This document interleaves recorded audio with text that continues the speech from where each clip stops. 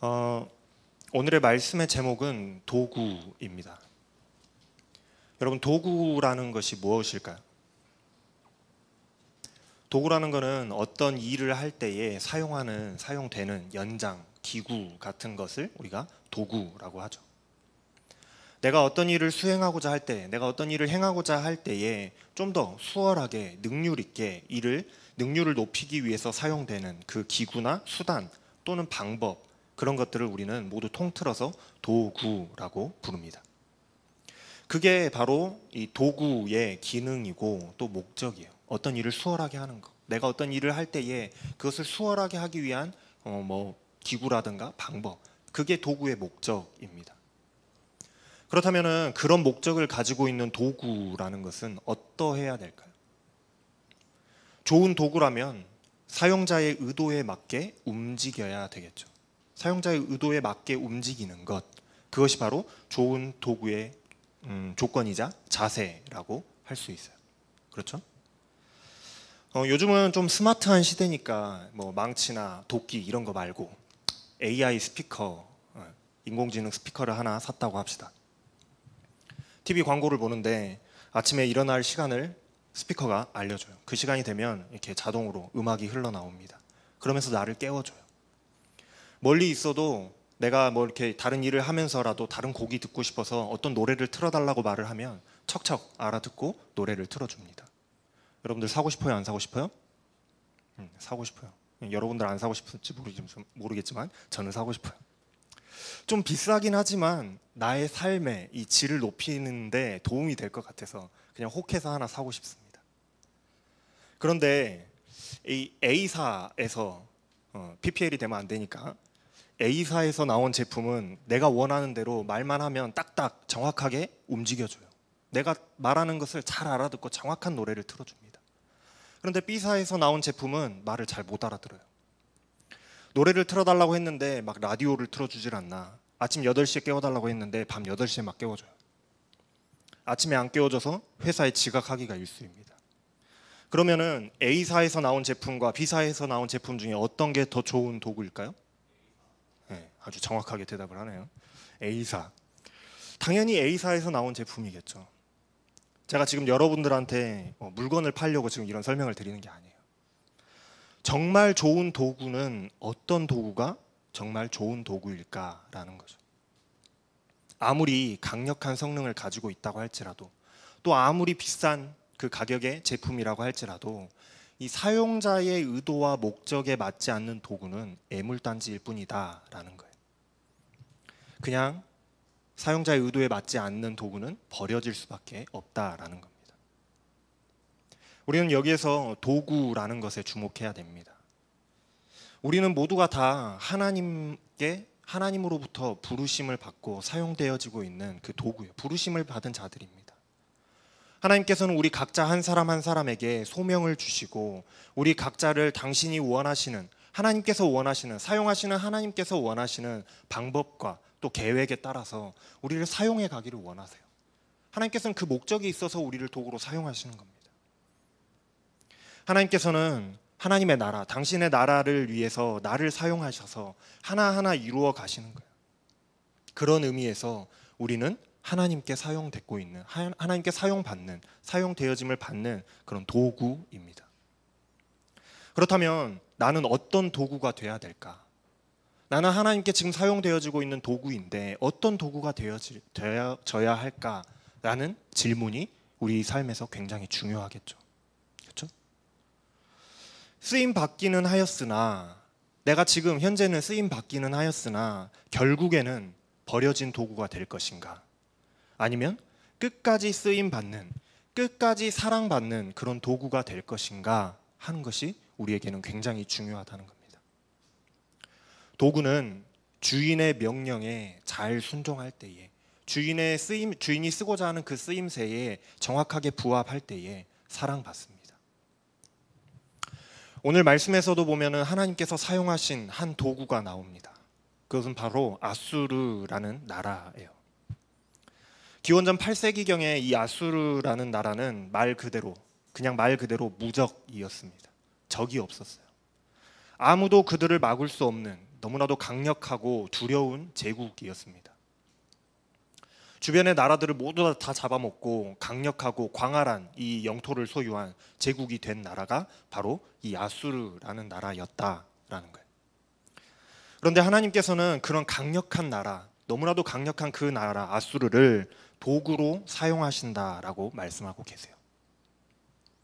흔히 사람들은 하나님의 영향력, 하나님이 그 개입하시는 역사를 한계를 결정해 놓고 생각하곤 합니다.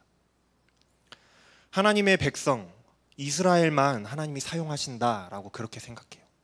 또 하나님을 믿는 사람들에게만 하나님이 역사하시고 하나님이 그들을 사용하신다라고 생각합니다. 그러나 그것은 하나님을 아주 잘못 생각하고 있는, 하나님을 잘못 인식하고 있는 생각이에요. 창세기는 하나님을 천지 만물을 창조하신 하나님이시다라고 말씀하고 있어요. 천지 만물을 지으셨을 뿐만 아니라 그 모든 것을 통치하시는 분이 바로 하나님이시다라고 말씀하죠. 성경은 하나님의 영향력, 하나님이 역사하시는 그 영향력 범위가 단순히 이스라엘, 그리고 하나님을 믿는 사람들에게만 미친다라고 말씀하지 않습니다. 하나님을 믿지 않는 자들, 심지어 우상 숭배를 하는 그 이방의 나라들까지라도 하나님의 통치하심, 하나님의 사용하심 아래에 있다라고 성경은 말하고 있어요. 그렇기 때문에 이방 나라이고 또 우상을 섬기는 나라인 이 아수르도 하나님의 역사하심 아래에 있는 겁니다. 단지 그들은 하나님의 통치하심을, 하나님께서 역사하심을 인정하지 않고 믿지 않을 뿐이에요. 그들이 믿지 않을 뿐이지 하나님께서는 그들을 사용하고 계신다라는 거예요. 비록 그들이 하나님을 믿지 않는 자들이라고 할지라도 하나님께서는 그들을 사용하세요. 하나님이 그들을 도구로 사용하시는 것이 전혀 이상한 일이 아니라 하는 겁니다. 저들은 하나님을 믿지 않은 이방 또 우상을 숭배하는 자들인데 하나님이 저들을 사용하셨다? 그게 이상한 일이 아니라는 거예요. 때로는 하나님께서 나의 원수 같은 그런 자들이라고 할지라도 그런 자들 또한 하나님께서 사용하셔서 하나님의 일들을 이루어 가신다라는 거예요. 그 사실을 우리가 알아야 됩니다. 그러나 중요한 것은 그들이 어떤 도구로 쓰임을 받는가 하는 것이 중요한 거예요. 하나님께서는 이렇게 말씀하십니다. 그는 내 진노의 막대기요 그 손의 몽둥이는 내 분노라. 하나님께서는 하나님의 백성들, 이 북왕국 이스라엘과 남왕국에 있는 유다를 심판하시는 데에 이 아수르라는 나라를 사용하셨습니다. 그래서 아수르를 가리켜서 그들은 내 진노의 막대기다라고 말씀하세요. 그리고 그들의 손에 들린, 이 아수르의 손에 들린 몽둥이, 무력의 상징이라고 해야겠죠. 이 무력은 바로 그것은 바로 하나님의 분노다라고 하나님께서는 말씀하시는 거예요. 이스라엘을 향한 하나님의 권면이 오랫동안 이스라엘 백성들에게 무시되어 왔습니다. 하나님께서 그래서 참으시고 또 참으시다가 이제는 이스라엘을 심판하시기로 결정하시고 심판하시는 데에 당신의 분노를, 당신의 진노를 이 아수르라는 나라를 통해서 나타내셨다 하는 거예요. 하나님은 그 목적을 위해서, 이스라엘을 심판하시는 그 목적을 위해서 이 아수르를 사용하셔서 아수르를 보내셨습니다. 그래서 경건치 못했던 이스라엘을 치셨어요. 아수르를 사용하셔서 하나님을 화나게 만든 그 백성을 공격하고 빼앗게 하셨습니다. 마치 길가에 그 진흙이 짓밟히는 것처럼 그렇게 하셨다라고 하나님께서 지금 말씀하고 계시는 거예요. 아수르는 이스라엘을 향한 하나님의 진노와 심판을 위하여서 그렇게 사용되어진 하나님의 도구였어요. 그런데 처음에 말씀드렸죠? 도구가 제 기능을 못하면 된다고 했어요? 안 된다고 그랬어요? 안 된다고 했잖아요. 도구가 제 기능을 못하면 안 되는 거예요. 그런데 아수르라는 나라는 하나님의 사용하시고자 하는 그 목적과 달리 잘못된 방향으로 엇나갔습니다. 오류를 일으킨 거예요. 고장이 난 겁니다. 아수르는 하나님의 뜻과 목적과는 다른 생각을 가지고 있었어요. 아수르는 그저 많은 나라들을 파괴하고 집어삼켜서 자신들의 나라를 점점 키워가는 데만 욕심이 있었습니다. 거기에만 관심이 있었어요. 그러면서 그들이 하는 말이 내가 차지한 나라들의 왕들을 한번 봐봐라. 그들은 내 신하 같은 그런 자들이 내 신하들과 똑같다. 자신이 정복하고 차지한 나라들이 수없이 많고 다 고만고만하다라고, 그들은 내 신하보다 못한 자들이라고 그렇게 자랑하고 있어요. 고대인들은 나라 간에, 국가 간에 전쟁을 하게 되면 승리한 나라의 신이 더 강력한 신이라고 그렇게 생각했습니다. 그러니까 아수르는 다양한 나라들의 그 신들을, 다양한 신들의 나라들을 차지했고, 그 나라들의 신들은 예루살렘이나 사마리아 신들보다 더 뛰어나고 많다라는 거죠. 사마리아의 신이 있지만 그들을 차지한 것처럼, 우리가 그들을 차지한 것처럼 예루살렘도 그렇게 차지하지 못할 이유가 없다라고 자신감을 보이는 거예요. 이게 무슨 말이냐면, 예루살렘, 남왕국 유다, 그리고 사마리아, 이 북왕국 이스라엘의 신이 누구인가요? 이스라엘의 신이 누구예요? 하나님이세요. 여호와 하나님이시란 말이에요. 물론 당시에 두 나라가 너무나도 패역하여서 두 나라의 우상들이 가득하였지만, 그래도 이 두 나라의 주 신은 하나님이셨단 말이에요. 여호와이셨어요.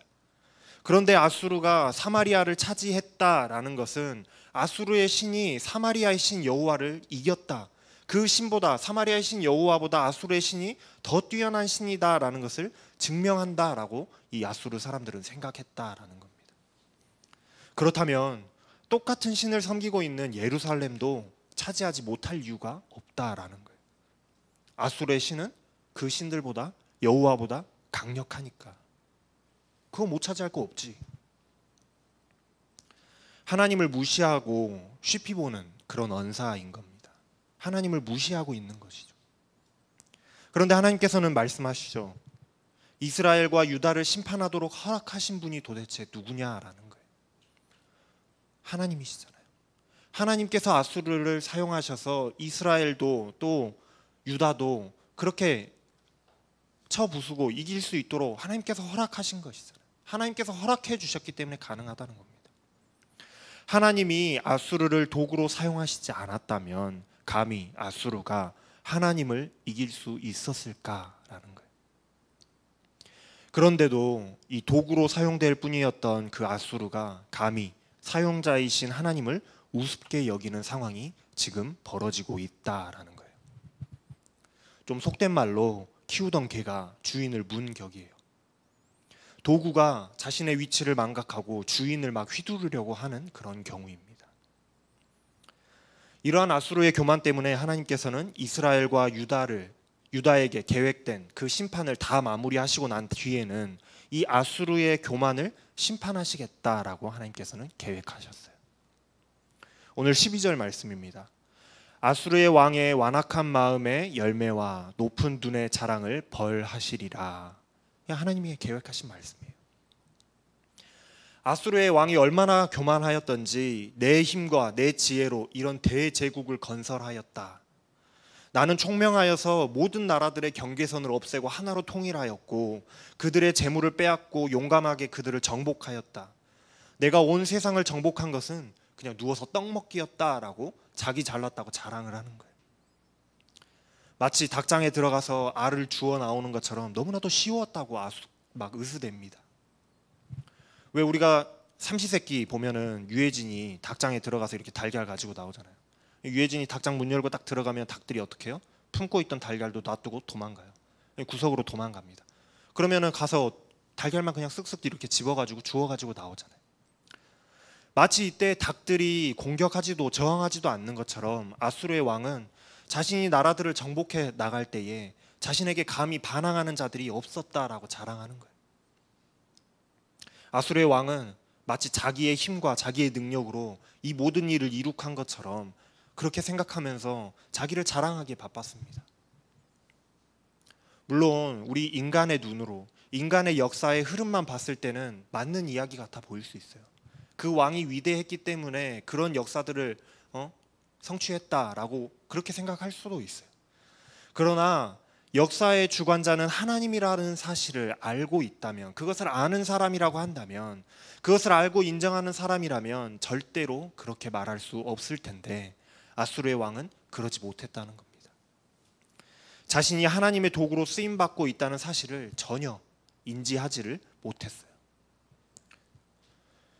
도끼라는 도구는 어찌 도끼라는 도구가 어떻게 사용자에게 자기가 잘났다고 자랑할 수 있겠습니까?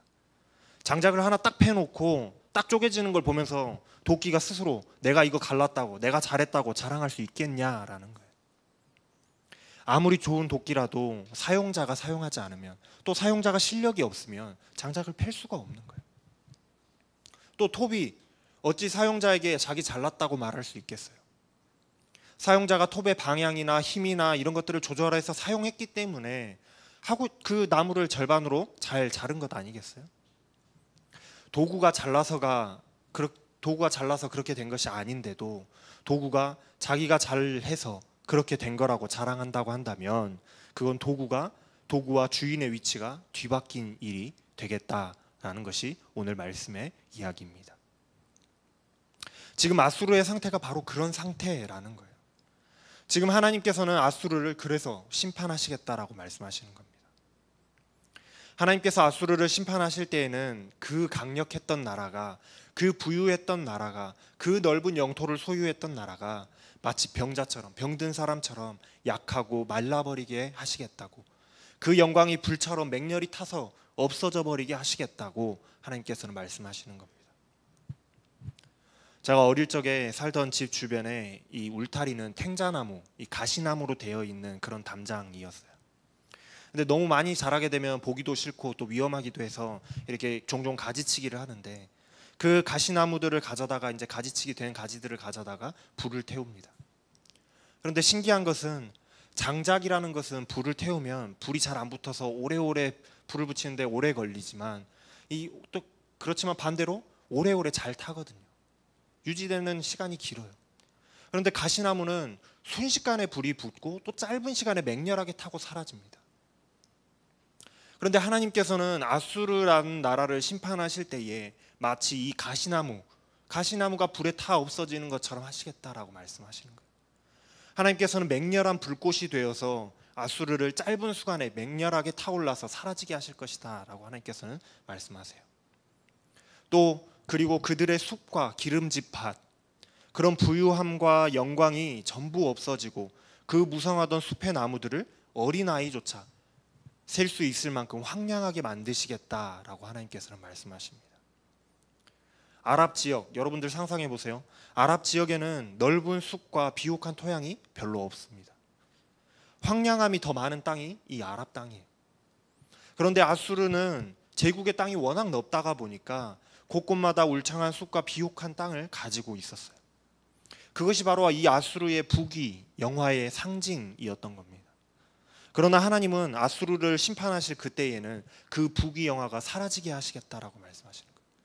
마치 어린 아이가 숫자 10가지밖에 못 세는 그 아이가 손을 꼽아가며 셀 수 있을 정도로 그 나무가 몇 개 남지 않게끔 하나님께서 그 울창했던 숲과 비옥했던 땅을 황폐하게 만들어 버리시겠다는 하나님의 심판의 말씀인 겁니다. 아수르가 그렇게 자랑하던 부귀 영화를 철저히 심판하셔서 마치 병자가 점점 죽어가는 것처럼 그렇게 아수르를 심판하시겠다, 사용했던 그 도구 아수르를 버리시겠다 하나님께서는 말씀하십니다. 여러분들 지난주 말씀 기억하시죠? 소명받은 자, 하나님께 쓰임받는 사람의 조건, 태도에 관한 말씀이었습니다. 이 이사야라는 사람, 이사야는 하나님 앞에서 자신을 겸손하게 낮추고 자신이 죄인이라는 사실을 인정했어요. 비록 부족한 모습이었던 그런 이사야지만 하나님께서는 그런 이사야를 정결하게 하셔서 사용하시죠. 그리고 이사야는 하나님 앞에서 자원하는 마음으로 나아갔습니다. 하나님께서 찾으실 때에 제가 여기 있습니다, 저를 사용해 주세요 하고 자원하였고, 하나님이 사용하실 때에 두말 없이 순종함으로 하나님께 쓰임받았던 그런 사람입니다. 그런데 오늘의 말씀에 나오는 이 아수르도 하나님께 쓰임을 받죠. 하나님이 이스라엘을 심판하고자 하실 때에 그 심판의 도구로 아수르를 사용하셨어요.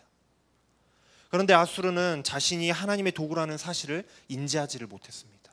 내가 하나님께 사용되어지고 있는 도구이구나라는 사실을 깨닫지 못했다라는 거예요.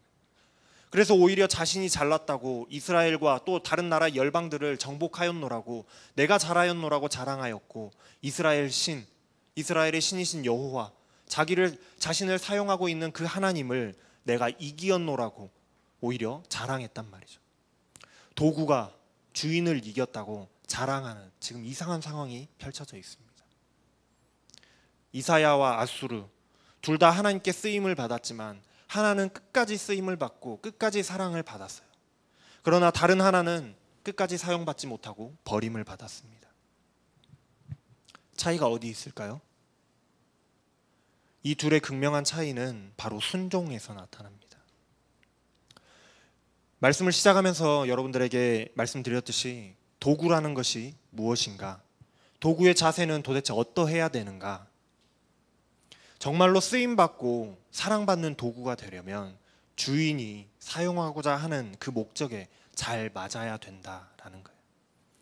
아무리 좋고 비싼 도구라고 할지라도 사용하고자 하는 그 용도에 맞지 않으면 선택되지도 못한다라는 겁니다. 선택조차도 받지 못한다는 거예요. 또한 도구는 사용자의 의도에 맞게 사용되어져야 되는 거예요. 사용자는 이렇게 사용하고 싶은데 자꾸 이상한 방향으로 아니다고 이렇게 해야 된다라고 나아간다면 그건 오류고 불량이고 고장이에요. 도구가 스스로 자신의 뜻대로 주인을 이끌어 가려고 한다면 안 된다라는 것이죠. 그렇기 때문에 도구의 자세는 순종의 자세여야 합니다.